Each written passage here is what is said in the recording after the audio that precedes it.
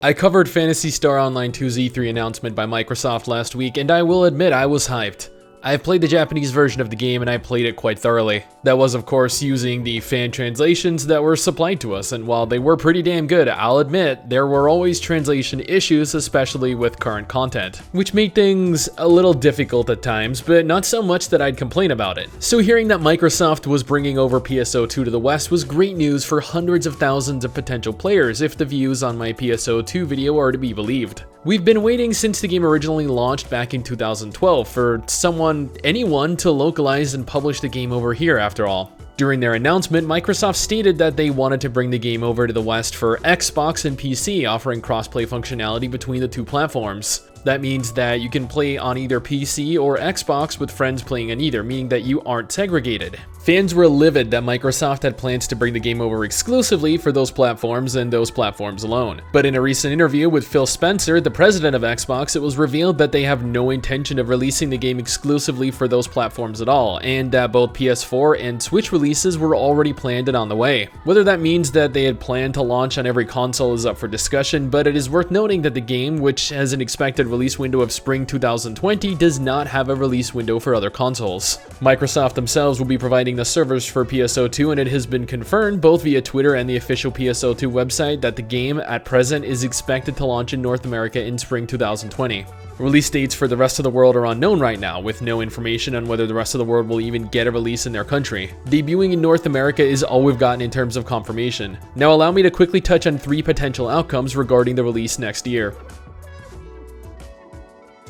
Microsoft could be providing servers hosted within North America, just like Nexon America does with their games. And instead of opening servers in different regions across the world, which would prove to be more expensive overall, would allow players from all areas of the world, with the exception of regions that already have their own versions, such as Southeast Asia and Japan, to access the game without an IP block. This would of course mean that you would likely have higher latency outside of North America, but from what I've played of the Japanese version with over 200 ping in the past, I have suffered no disadvantages from lag. Thus far, anyway.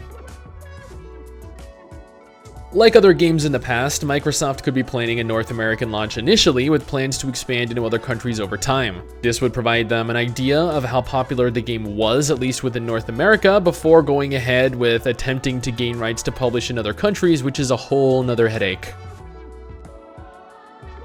The most unlikely, but also definitely a plausible outcome would be that North America and North America alone would have access to the game. Microsoft could then potentially IP block the rest of the world to prevent anyone outside of the country from accessing the game without a VPN. Although I honestly doubt that this will be the case. They announced that the game will be getting a North American release with, in their words, all of the content that the Japanese version currently has. This means 7 years, 8 if we count when the game will launch over here worth of content, updates, gear, tweaks, quests, bosses, and more. And while that's an amazing thought, being up to date with the official Japanese version of the game and getting to access all the latest content as Japan gets to experience it, it also means that it essentially trivializes all of the content released for many years leading up to this point. Instances, gear, fights that were all much more difficult to do in the past, things that people enjoyed about the game, things that people hated about the game, they're all either skippable now or so easy that they no longer require the same amount of effort they once did. I've read enough comments in my PSO2 video to know that this is one thing that has upset quite a few of you, and I can certainly understand why. I've expressed my concern with a few things, specifically the cosmetic items and crossover events, because Microsoft doesn't have deals in place to have them in game over here, and this means that they'll either be completely removed or censored. A lot of you seem to think that censorship is the route they'll take because that's the route the Southeast Asian version of the game took, but honestly, I would hate to have any form of censorship in game. I understand that there are certain events that we'll probably never have access to because we just can't, and that is alright, but there is no need to censor things. Removal will be fine, especially since I'm sure the vast majority of players won't even realize anything had been removed, what with most of them having not played the game in the past. If they had, then there would be hundreds of thousands of players playing on the Japanese servers right now, and there aren't.